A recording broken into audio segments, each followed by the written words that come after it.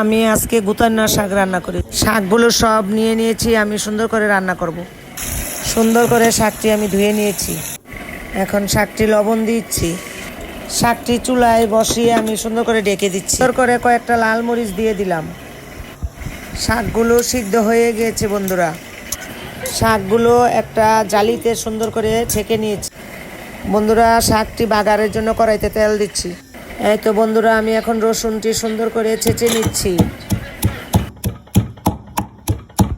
রসুনটা ছেঁচা হয়ে গিয়েছে। তেলের মধ্যে রসুনটা আমি দিয়ে দিচ্ছি বাগারের জন্য।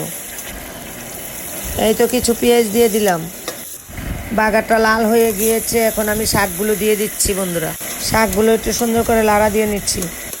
শাকগুলো আমি ডাল গুঁটিটা গুতাচ্ছি বন্ধুরা। এই শাক গুতাইতে গুতাইতে গুতাইতে গুতাইতে একদম গালায় ফেলতে হয়। কয় পিস লেবু পাতা দিয়ে দিলাম বন্ধুরা।